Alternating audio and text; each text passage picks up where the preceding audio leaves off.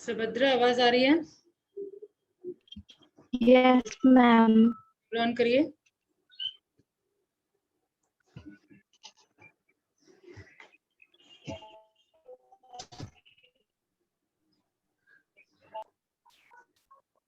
Subhadra, camera on हो रहा है?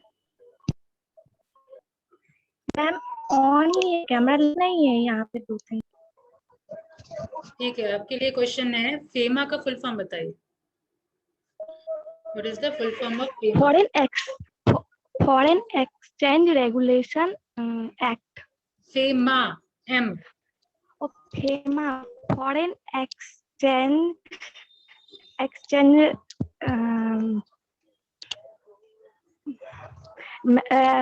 Management act.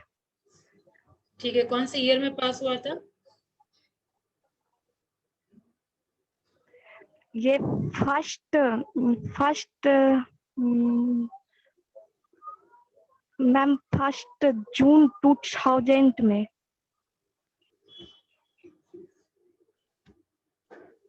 ठीक है, डीप करिए। सुभद्रा, 56 रोल नंबर है आपका।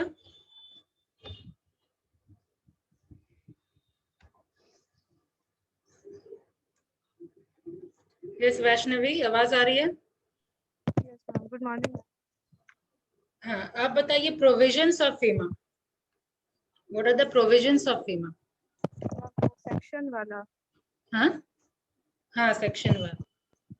हम सेक्शन 3 इंडिकेट करता है कि no person shall deals in any foreign exchange payment without any authorised person, मतलब ऑथराइज्ड पर्सन के सिवा किसी और के थ्रू वो फॉरेन एक्सचेंज में डील नहीं कर सकता।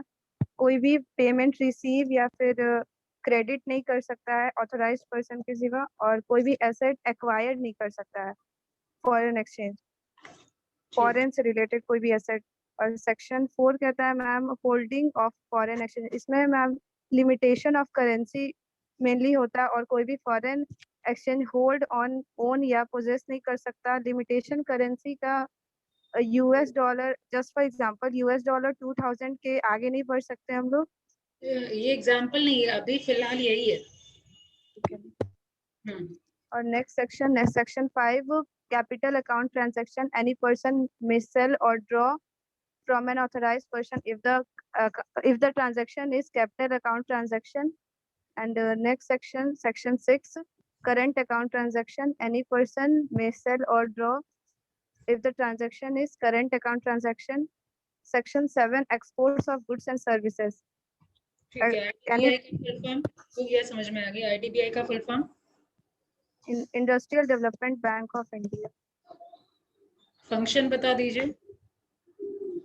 मैम ये इंडस्ट्रीज का डेवलपमेंट के लिए फाइनेंशियल असिस्टेंस प्रोवाइड करता है, guaranteeing term loan, soft loan provide करता है, सीड कैपिटल के लिए लोन प्रोवाइड करता है। और ये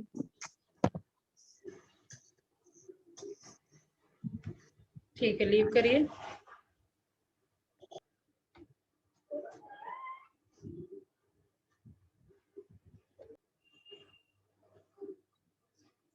नेहा, आवाज आ रही मेरी? हाँ, आपके लिए है क्वेश्चन आईसीआईसीआई का आप फुल फॉर्म प्लस फंक्शन बताइए। इंस्टीट्यूशन और फाइनल इंस्टीट्यूशन नहीं है अच्छे से कम। आईसीआईसीआई? हेलो हाँ, आईसीआईसीआई नहीं पता? मैम, इसमें बहुत आई मीन देख के एक्सप्लेन कर सकते हैं, लेकिन एक्चुअली ओरली उतने अच्छे से याद नहीं। ये दोनों चैप्टर थोड़ा और देखना पड़ेगा मैम। ठीक है, फेमा का प्रोविजन बताइए। मैम फेमा का प्रोविजन है ना कि ना, फेमा आया था 29 दिसंबर 1999 में आया था। और ये फोर्स हुआ था 1 जनवरी 2000 में। फेमा मैम जो है ना सिविल ऑफेंस के थ्रू है, और मैम फेमा आया था at the time of Atal Bihari Vajpayee के गवर्नमेंट रूल के टाइम में। तो मैम फेमा में होता है ना कि ना फेमा इसलिए आया था कि फेरा क्या था, कंजर्वेशन ऑफ फॉरेन एक्सचेंज था, लेकिन फेमा इसलिए आया कि हम लोग फेमा में ना मैनेजमेंट ऑफ फॉरेन एक्सचेंज करें। थोड़ा फ्लेक्सिबल तौर पे आया था, क्योंकि फेरा जो बहुत रिजिड था उसमें डायरेक्ट कुछ भी यानी कोई भी वायलेशन एक्ट का अगर हम करते थे तो वो क्रिमिनल ऑफेंस था, डायरेक्ट जेल हो जाता था। तो इसके लिए थोड़ा सा आई मीन फ्लेक्सिबल बनाने के लिए फेमा को सिविल ऑफेंस के थ्रू आया था। अगर उसमें कोई भी वायलेशन ऑफ एक्ट होता है तो हम सिविल ऑफेंस के थ्रू सिर्फ कुछ मॉनेटरी पेनल्टी वगैरह दे के इसको रिड्यूस कर सकें और कम कर सकें मैम। और फेरा में मैम था ना कि ना मैम कोई लीगल हेल्प नहीं मिलता था, तो इसलिए फेमा को इसलिए बुलाया गया क्योंकि इसमें ना नहीं कुछ भी वायलेशन वगैरह होता है तो हम लोग को कोई लीगल हेल्प वगैरह मिल जाता है। क्या था नेहा, मैंने प्रोविजंस पूछा, वो सेक्शन वगैरह जो दिया हुआ था वो बताना है आपको। लाइक के थ्रू ही कर सकते हैं और क्या। अच्छा अच्छा मैम ये अच्छा मैम ऑथराइज्ड यानी फेरा में क्या होता है कि ना ऑथराइज्ड पर्सन के थ्रू हम लोग ना कोई भी ट्रांजेक्शन वगैरह कर सकते हैं। और मैम इसमें ना यानी ये आप म्यूट हो। हाँ म्यूट हो गए फिर से। हेलो हाँ अब बताइए मैम। इसमें है ना होता है ना कि ना अगर फेमा में हम लोग कोई भी यानी ट्रांजेक्शन अगर हम करते हैं तो हमको ऑथराइज्ड पर्सन के थ्रू ही कोई ट्रांजेक्शन करना होता है। बिना ऑथराइज्ड पर्सन के ना हम कोई पेमेंट कर सकते हैं और ना किसी के बिहाफ में पेमेंट वगैरह ले सकते हैं। हमको कोई भी काम करने के लिए ऑथराइज्ड पर्सन का होना जरूरी होता है इसमें। और ऑथराइज्ड पर्सन को कौन अपॉइंट करता है? मैम ऑथराइज्ड पर्सन को मैम आरबीआई अपॉइंट करता है। ठीक है मैम यानी ऑथराइज्ड पर्सन वैसा पर्सन होता है ना कि ना उसको ना अपने इसलिए अपॉइंट कर जा सकता है, इसलिए अपॉइंट किया जाता है कि वो हमारे एक्ट के हमारे बिहाफ में कोई काम करे, कोई पेमेंट ले वगैरह, इसलिए होता है। जैसे मैम इसमें आ जाता है मैम जैसे कि ना authorised dealer, money changer, offshore banking, ये वगैरह सब आ जाते हैं इसमें। ओके प्रोविजंस में आगे बढ़िए मैम। प्रोविजन में और मैम होता है कि यानी क्या कहते हैं रियलाइजेशन मैम होता है कि यानी ना हम लोग फॉरेन करेंसी को ना यानी लोकल करेंसी में अगर हम चेंज कर सकते हैं तो वो भी हमको ऑथराइज्ड पर्सन के थ्रू ही करना होता है। और फिर उसके बाद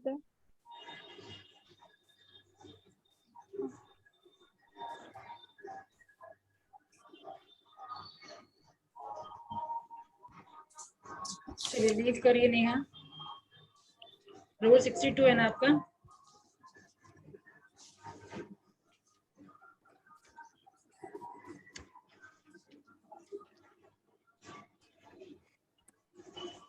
अनिमेश आपका क्वेश्चन रहेगा difference between FERA and FEMA.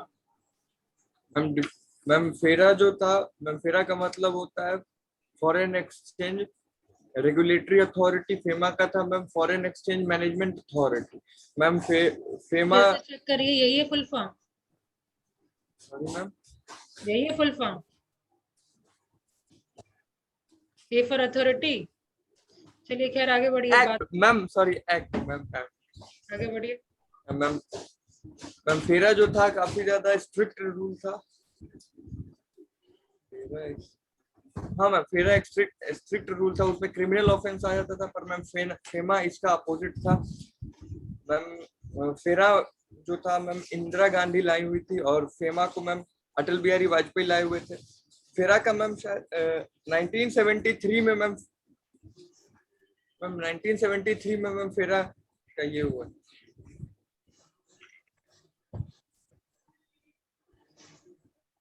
That's it. यही तो डिफरेंस बताया गया। नहीं मैम फेरा में 81 सेक्शंस था और मैम फेमा में 49 सेक्शंस था मैम। मैम फेरा जनवरी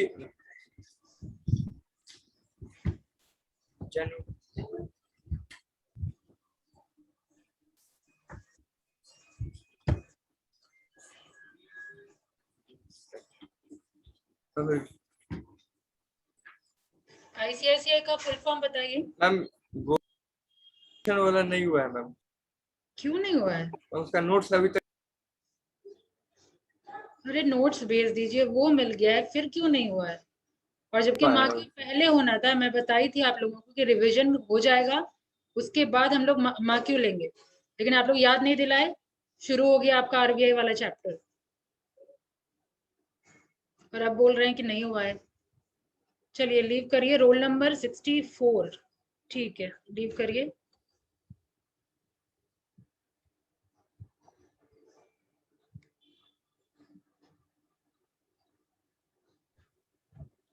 हाँ मुस्कान, से क्वेश्चन होगा, कैपिटल अकाउंट किसको कहते हैं? पहले अनम्यूट करिए,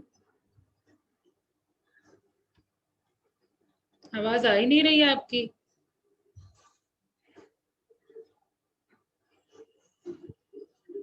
अभी भी नहीं आ रही है आवाज। मैम जा रही है आवाज? अब आ रही है, बताइए। What is capital account transaction? Ma'am it's mean a transaction which after assets और liability including contingent liability outside. Camera on करके।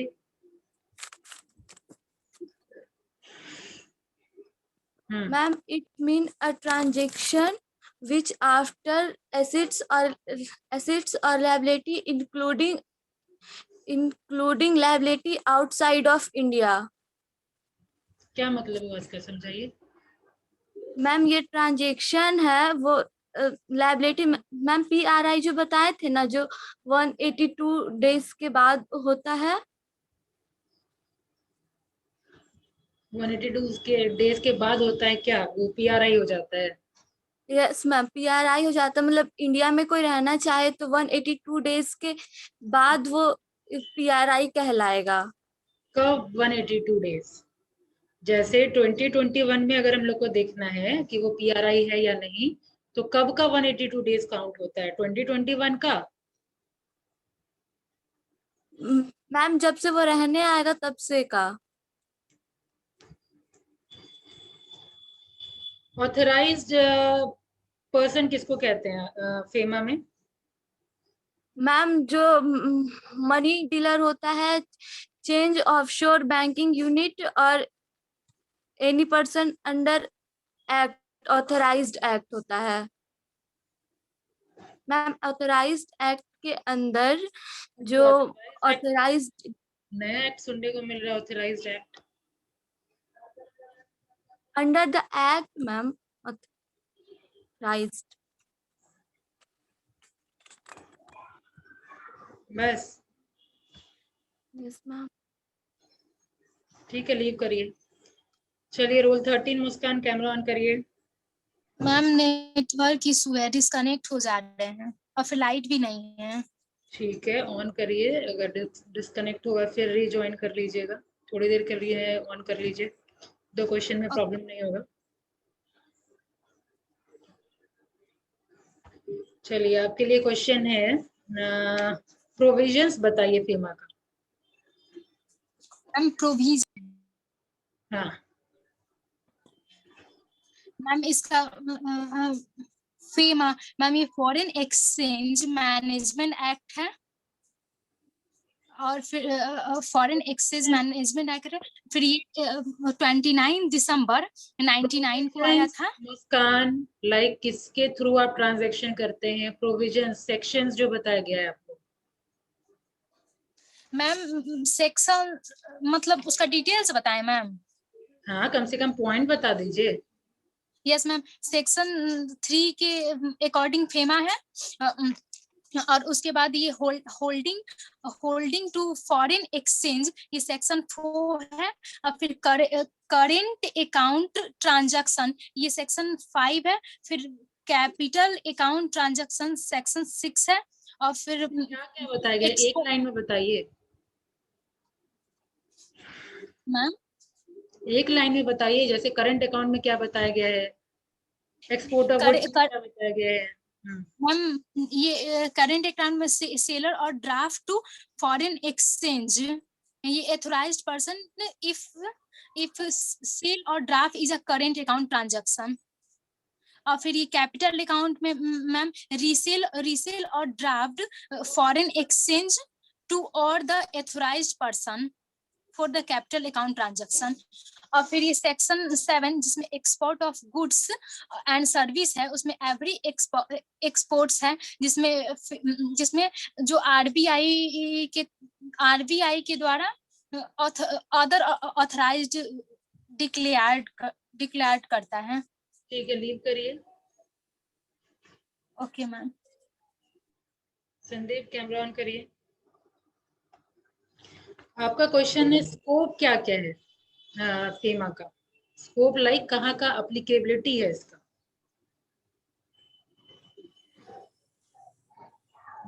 फेमा जब मैं विदेश से हम कोई भी ट्रांजैक्शन करते तो फाइनेंस के लिए फेमा का स्कोप है, और एप्लीकेबिलिटी, फेमा को लाया गया। एप्लीकेबिलिटी कहाँ का हम अप्लाई कर सकते हैं इसको, 4 पॉइंट लिखाया गया था। Yes ma'am. क्या है वो?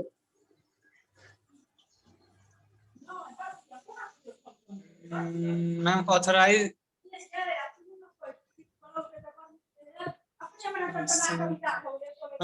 Person authorise person foreign authorise person ma'am कौन अपॉइंट करता है? Who appoints authorized person?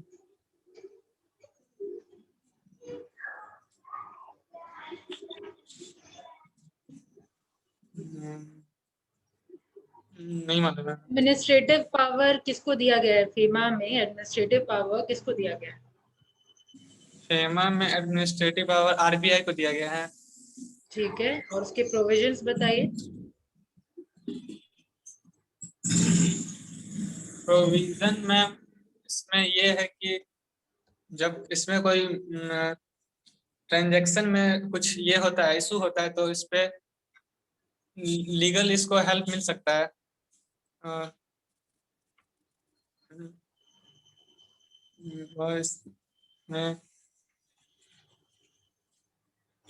ठीक है, लीव करिए।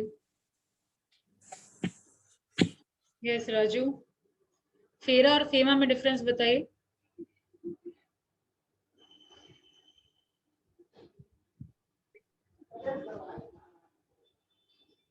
फेरा और फेमा में डिफरेंस। संतोष आप वेट करिए, राजू से क्वेश्चन है। कैमरा ऑन करिए राजू।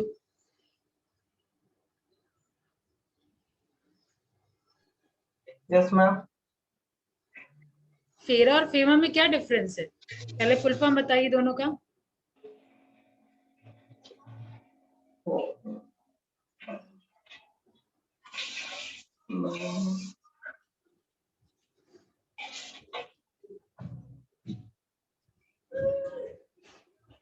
नहीं मैम याद है, फॉरेन ऐसा ही कुछ, फॉरेन एक्सचेंज रेगुलेशन, इसमें कुछ भूल गए मैं।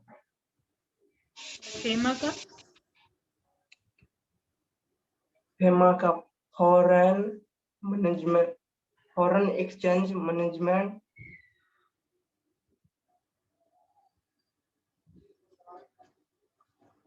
आवाज नहीं आ रही है आपकी।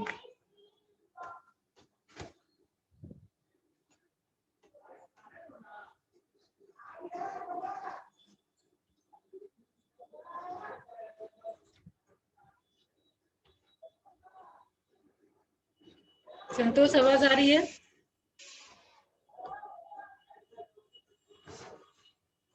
मैम आवाज नहीं आ रहा है। क्या बताया राजू? दोनों का फुल फॉर्म क्या बताया? फेमा का फुल फॉर्म। हाँ, दोनों का फुल फॉर्म क्या बताया? फेमा का होगा फॉरेन एक्सचेंज मैनेजमेंट एक्ट, और फेरा का होगा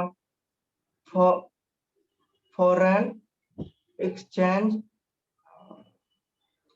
रेगुलेशन एक्ट। ठीक है, एप्लीकेबिलिटी बताइए। फेमा का एप्लीकेबिलिटी मतलब कहाँ कहाँ इसको अप्लाई कर सकते हैं? मैम फेमा को हर एक जगह अप्लाई हो सकता है, पर वो फेरा नहीं हो सकता है। अच्छा, उसमें रूल है, फेरा में, इसमें नहीं है।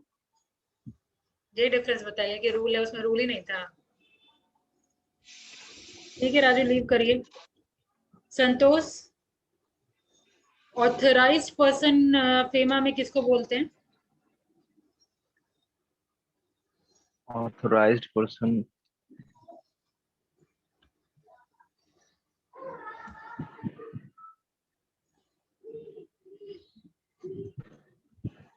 नहीं पता मैम। स्कोप भी नहीं पता? स्कोप फेमा का हाँ, मैम पता है इसका। It was applicable whole of India और its agencies branches offices are outside India and are owned or manages by PRI, person resident in India. इसको कहते हैं person resident in India. Yes ma'am. PRI किसको कहते हैं?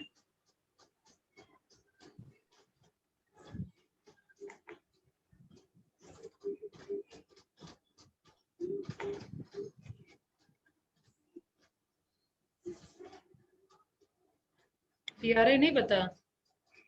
क्या no role ma'am. Number है आपका? 57। 57।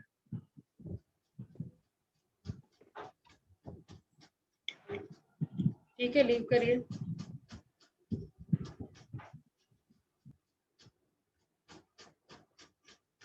यस नैन्सी, आप बताइए फेमा और फेरा में डिफरेंस क्या है?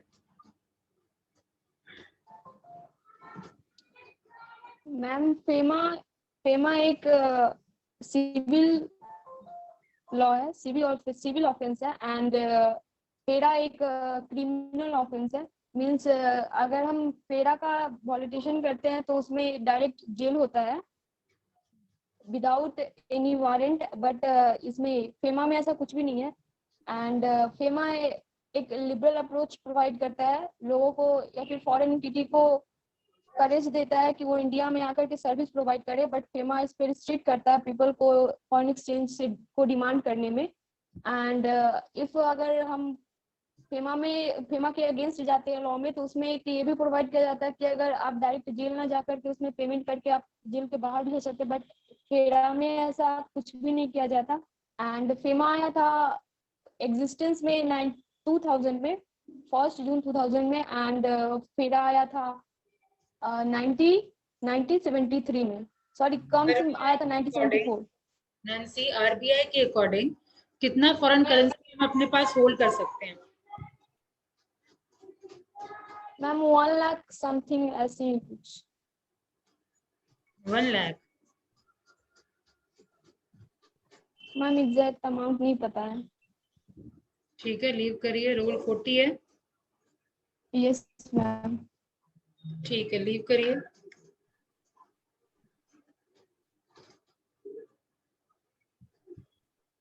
Yes, rule 83। Shubham. Yes ma'am. हाँ, आप बताइए कैपिटल अकाउंट ट्रांजैक्शन किसको कहते हैं?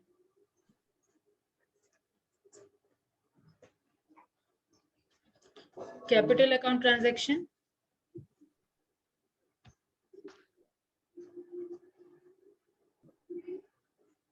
फेमा का फुल फॉर्म?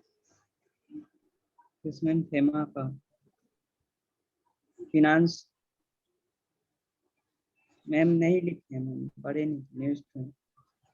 फुल फॉर्म ही नहीं पढ़े हैं।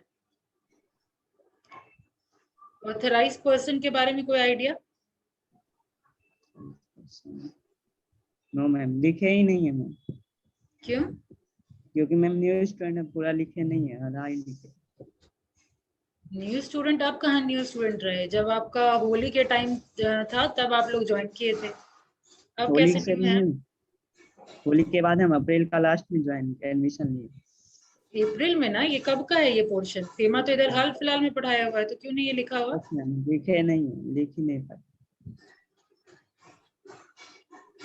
आप लिखे नहीं, फिर भी मैं नोट्स प्रोवाइड की हुई हूँ, ग्रुप में भेज दी थी। फेमा का भी, फाइनेंशियल इंस्टीट्यूशन का भी, ठीक है, नहीं लिख पाए तो नोट्स तो ग्रुप में भेजा हुआ है ही। इसको रीडिंग देने में क्या प्रॉब्लम था? मैम नहीं पढ़ पाए। कोई चैप्टर बताइए जिससे क्वेश्चन पूछूं मैं।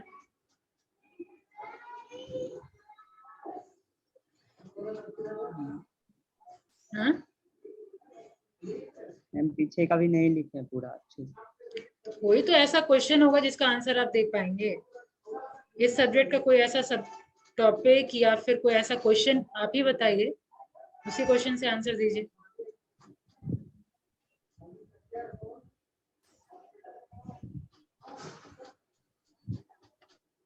नहीं,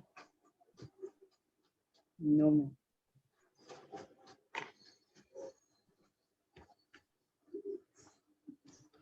ठीक है, लीव हुई।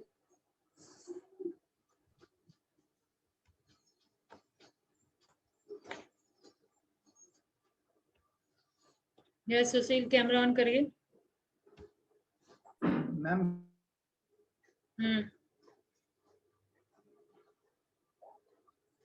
कैमरा ऑन करिए। लैपटॉप का कैमरा करिए। ठीक है, क्वेश्चन है आपका, फेरा का क्या फुल फॉर्म है? फेरा का मैम, फेरा फॉरेन एक्सचेंज रेगुलेशन एक्ट। और फेमा?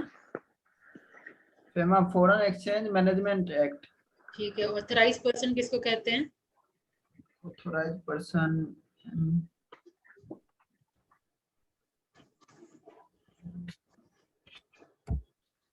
नहीं पता। कौन अपॉइंट करता है? क्या मैम? अपॉइंट कौन करता है ऑथराइज पर्सन?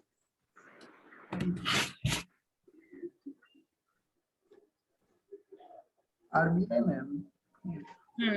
चलिए लीव करिए।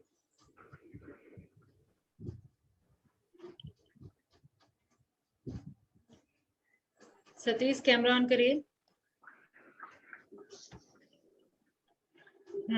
Good morning. आपसे क्वेश्चन है, प्रोविजंस ऑफ फेमा। फेमा में क्या क्या प्रोविजंस है?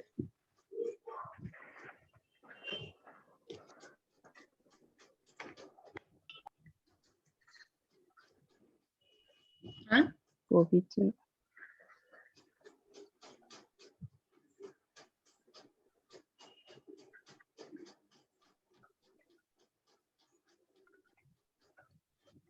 नहीं पता? हाँ?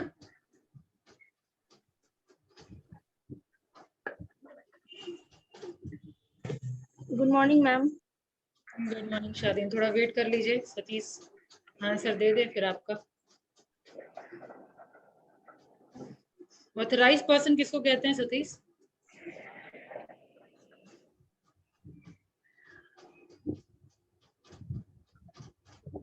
Authorise person. आप क्यों नहीं पढ़ रहे हैं? आप तो रेगुलर क्लास कर रहे हैं। Yes ma'am. आपका क्या दिक्कत है?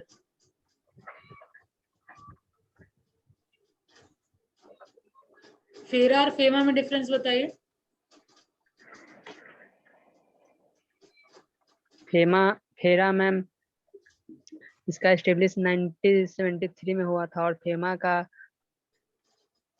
रिप्लेस्ड जो हुआ था वो 1999 में, और फेरा का जो फुल फॉर्म होगा वो फॉरेन एक्सचेंज रेगुलेशन एक्ट होगा, और फेमा में फॉरेन एक्सचेंज मैनेजमेंट एक्ट होगा। और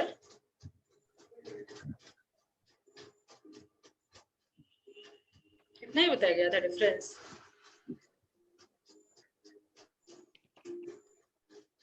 फाइनेंशियल इंस्टीट्यूशन से पढ़े हैं?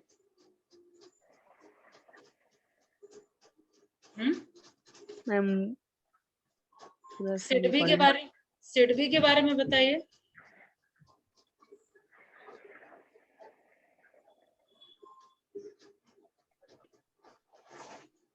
सेट भी तो काफी इजी है।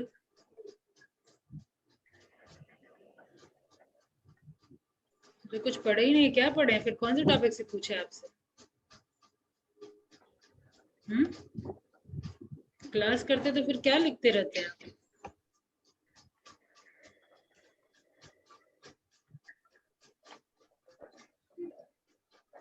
ठीक है, लीव करिए। शादीन कैमरा ऑन करिए।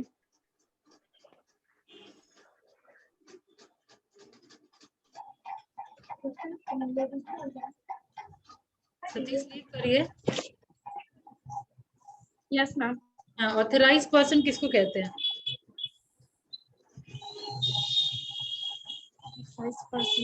नहीं पता मैम।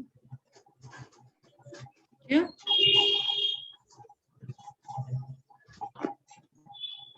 मैम फेरा एंड फेमा एंड थोड़ा सा इंस्टीट्यूशंस पढ़े। इंस्टीट्यूशन में कौन सा पढ़े हैं? मैम फेरा एंड फेमा का मैम टाइप्स ऑफ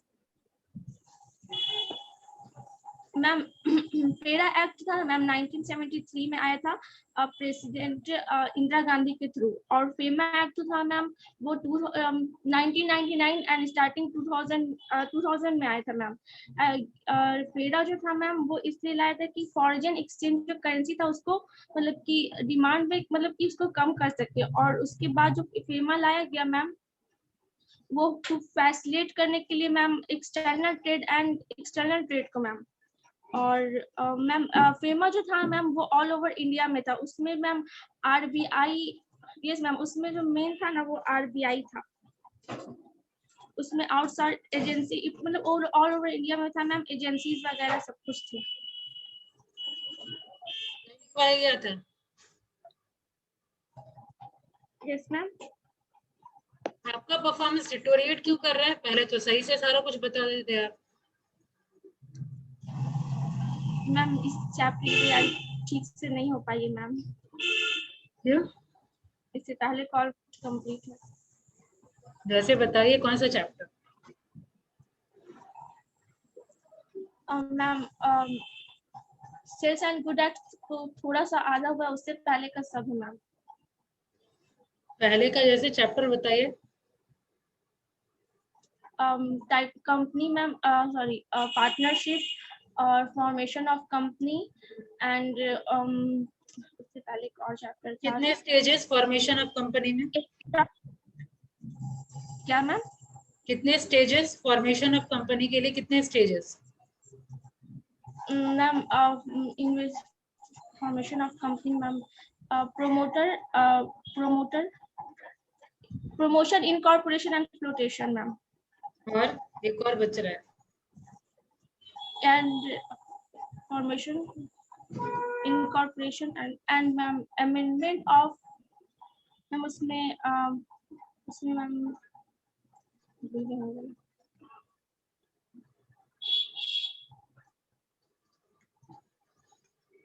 लीव करिए। अनिका कैमरा ऑन करिए।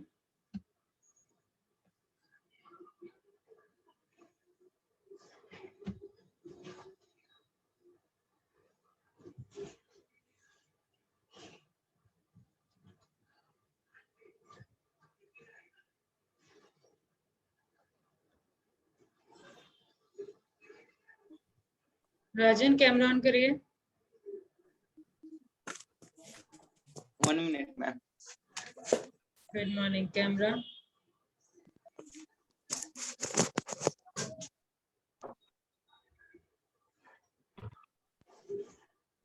राजन, कैमरा ऑन करने में कितना टाइम लगेगा?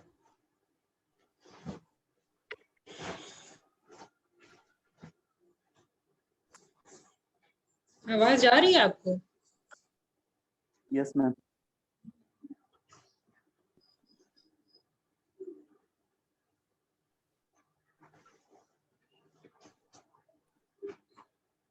कहाँ दिख रहे हैं आप?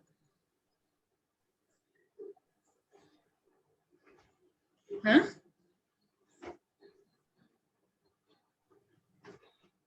ठीक से कैमरा में आइए ना। आपको पता नहीं चल रहा है कि दिख रहे हैं कि नहीं दिख रहे हैं?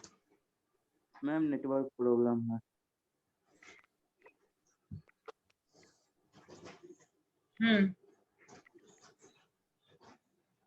आपके लिए क्वेश्चन है फेमा और फेरा में क्या डिफरेंस है?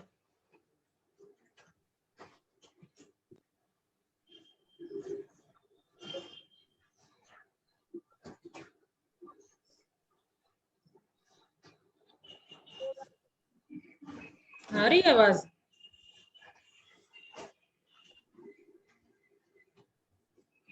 राजन, रिस्पॉन्स करना होता है। Yes ma'am.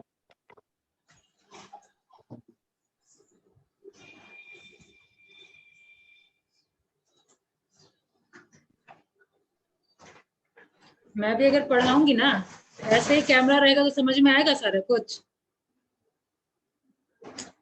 Role 81।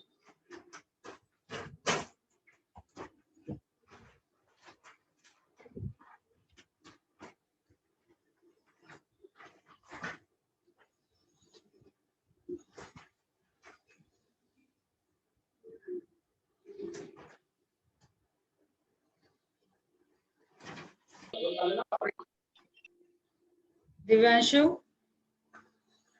Yes ma'am. Good morning ma'am. Camera on करिए। ऑथराइज्ड पर्सन कोई शांत जगह नहीं है कहीं भी।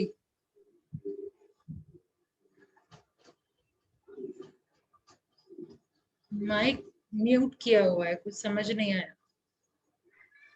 मैम बारिश हो रही है, इस वजह से सब लोग साथ में हैं। ठीक है, फेमा का फुल फॉर्म बताइए।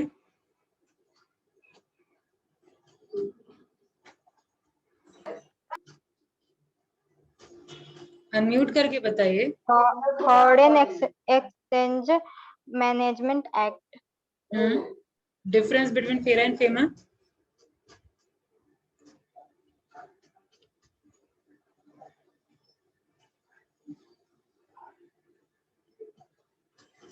आपका रोल नंबर क्या है? 18। रोल नंबर क्यों नहीं लिखे हुए हैं इसमें? मैम सीधे लिंक से क्लिक कर दिए हैं, इस वजह से रोल नंबर नहीं डाल। ठीक है, फेमा और फेरा में डिफरेंस बताइए।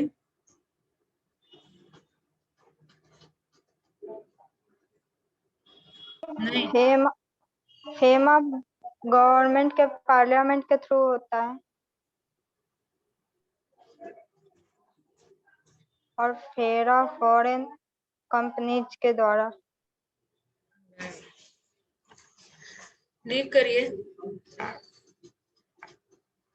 साक्षी। Yes ma'am. दिव्यांशु लीव करिए, हो गया आपका। ऑथराइज पर्सन किसको कहते हैं? पहले कैमरा ऑन करिए साक्षी। मैम डिस्कनेक्ट हो जाता है। ऑन करके देखिए। ऑथराइज पर्सन किसको कहते हैं? जिसको राइट रहता है वो दूसरे करेंट कंट्री में जाके फॉरेन एक्सचेंज का। इंडिया में कौन कौन ऑथराइज पर्सन है?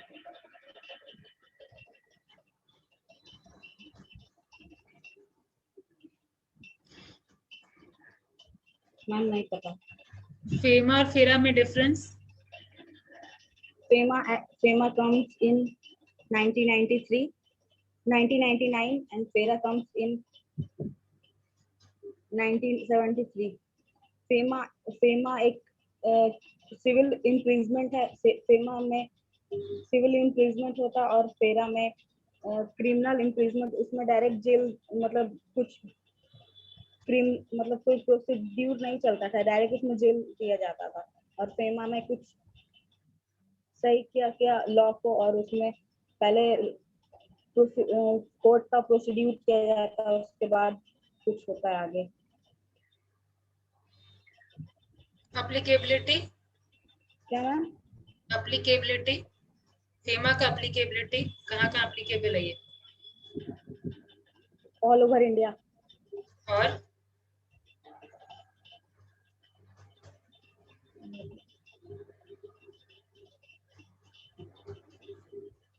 4 पॉइंट बताया गया था ना इसमें, 3 पॉइंट बताया गया था इसमें।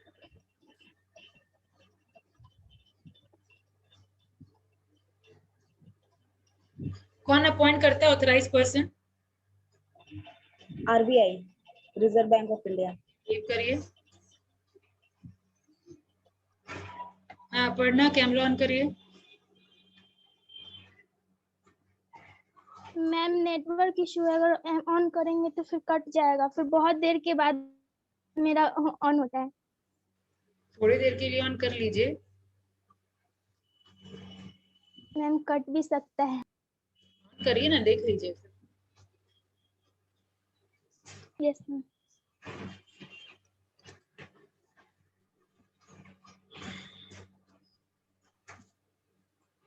हाँ फेमा का फुल फॉर्म बताइए। FEMA, exchange management. और फेरा?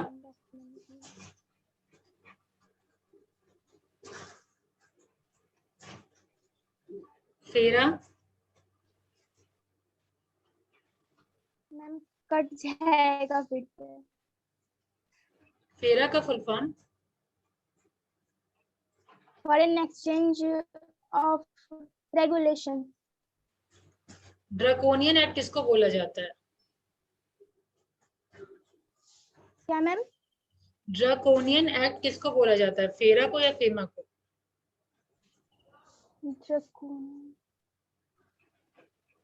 स्ट्रिंजेंट एक्ट किसको माना जाता है? मैम फेमा को। फेमा को, ठीक है लीव करिए। मैम उसका हिंदी बता देते तो हम बता देते, लेकिन स्ट्रिक्ट लॉ किसको बोला गया है, फेरा का या फेमा को? फेरा मैम, फेरा को। ठीक है, दोनों का डिफरेंस बताइए और क्या क्या बताया गया था।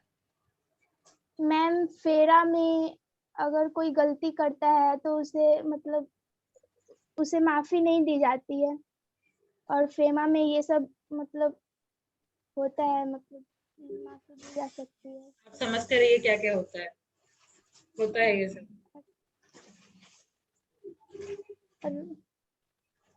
ऑथराइज पर्सन किसको कहते हैं?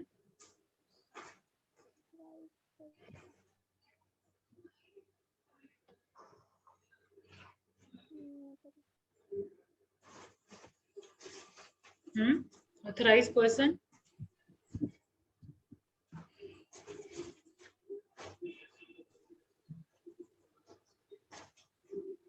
ठीक है लीव करिए।